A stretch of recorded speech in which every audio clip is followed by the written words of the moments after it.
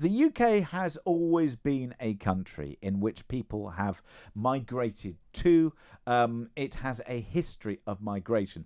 Is there a danger that we spend so much time worrying about immigration and migration that we forget that that's always been part of our history? Of course, it's been part of our history. I'm a first generation immigrant.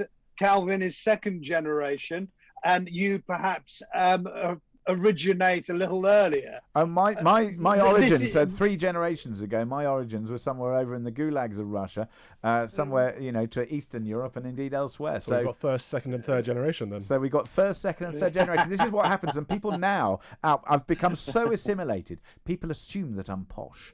People assume that... They assume that. Why do they assume that, James? Well, they assume... Is it because of the flying around on private jets or the posh accent? Why would they assume that? If I was flying around on private jets, I've done it once at the cost of our British Broadcasting Corporation. No, I've done it more than once, actually. But always at the expense of others. We got distracted, Al. We've got distracted, and if they say that about you, imagine what they say about me. Look, this is not about attacking immigrants. Migration is a good thing. Of course, we're going to have migration. What we are about, what we have been looking at, and this is the latest of a series of papers we're producing, is how we've got here, as much as what is happening now and what we're heading towards. In 1980 to 2000, immigration was the rate of about 80,000 net a year. Since then, it's been 300,000. The number of foreign-born people in this country has doubled in barely 20 years. And the ethnic minority section of the population has more than doubled. It's gone from 6 million to 13.5 million in 20 years. And that is what the issue is.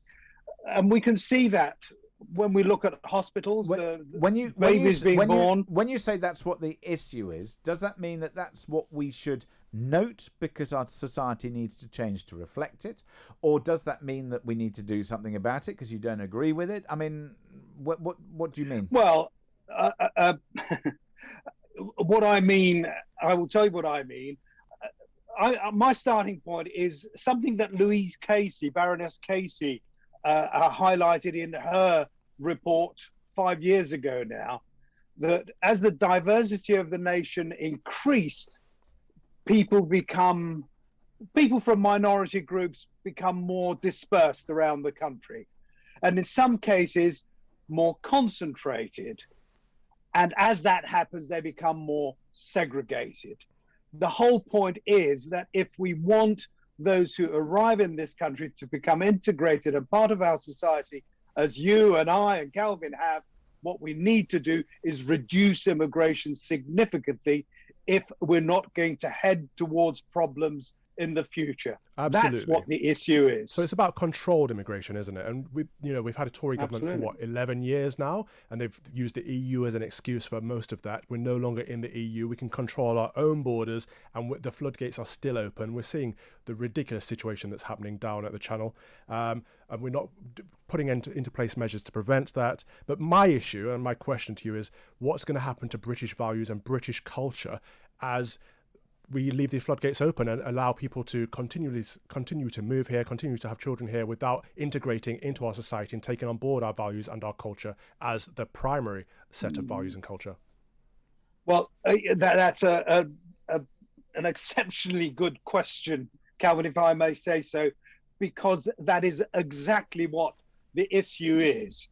That the more that people arrive in the sort of numbers on the scale and the speed with which they get here, the numbers increasing in schools, which are, as we see in places around the country, becoming segregated, then frankly integration is not taking place. And that is where the tensions are going to arise, because the rate of immigration and what is happening at the moment makes integration all but impossible. When you talk about integration, one of the things that I think seems to be so important is, on one hand, you want to reflect the fact that people will want to keep their customs and their history and and interest, if you like, which I would fully respect. And as somebody who grew up as North London Jewish, you can do that very happily alongside taking along the cultural and the sort of heritage aspects of the nation with which you're living.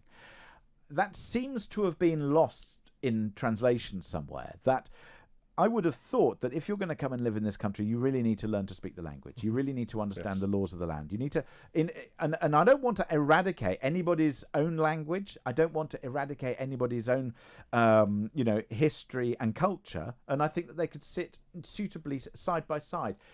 Is that something? Sometimes, well, I think always they can. If people want to side by side, like which. Some values do not match. So, for example, we have a big problem up in Batley in Spen, where some people would say that you're not allowed to teach certain issues in this country, and our values say that we're allowed to teach everything, and that's how we debate. That's how we learn. So, Alp, how do we deal with these problems that particularly Calvin has highlighted? Which is, if we want to talk about same-sex relationships or indeed elsewhere within our society, because we say that's what society must do, and there are people who decide that that's not the case. Those are exactly the sort of tensions that I guess we're going to have to deal with. No, it's where we insist that these issues are discussed. And frankly, you say about people coming here and integrating and our accepting where they're from and what their beliefs. This is not about faith. This is not about telling people what they should believe in, but they are coming to a Judeo-Christian founded country. But hang on a second. But you are telling them about their faith, because if their faith says that arranged marriages is what we do, if their faith says that's culture, not faith, though. Yeah, well, yeah. But if your faith says you should marry somebody of a similar faith to yourself, if somebody says that same-sex relationships are not acceptable within your religion, and so on and so forth, then you are dealing with matters of faith in addition to matters of culture. No, I'm not sure I agree with that, James. There is, firstly, arranged marriages are not part of any religion. That is not, it may be, as Calvin says, what is done culturally. I came from a society, born in a little village in the 40s in Cyprus, where, frankly, if you married outside the village, you were considered to have done something really quite heinous. I married a Welsh girl eventually here. And, well... Every kind of abomination is heading your way, Alp. That's clearly the case. But my point is that this is not about religion. It is not about Islam, Christianity, and it's not just Islam. There's a variety of religions where marrying outside the religion is frowned upon. However, I think it's wrong to deny any child, any young person who comes to this country, deny them the opportunity of marrying who they want rather than being told who they must marry. They may choose to do it in the way that their parents and their community wishes them to do it. However, the fact is that what must not happen is for them to be denied the freedom to make that choice. And that is, with immigration at the sort of rate that we've been having, what we've had is communities growing really to the extent whether they can subsist within themselves. Right. They do not need to look beyond it. I think we're getting lost in the minutiae of this, but I think we agree that the case of is it's all about inclusion. We're all about welcoming people into this country, the numbers that we need to meet the needs and requirements that we have, as long as they choose to take on board our values and our culture. But also they can keep their own if it's not in tangent, if it's not in conflict with ours, but they need to take on board but also British values. Looking at the overall numbers, which I think, Alp, is the message that you've given to us. We must leave it there for time reasons alone. Great to chat to you. That's Alp Mehmet, Chairman of Migration Watch. Thank you very much indeed for joining us this morning.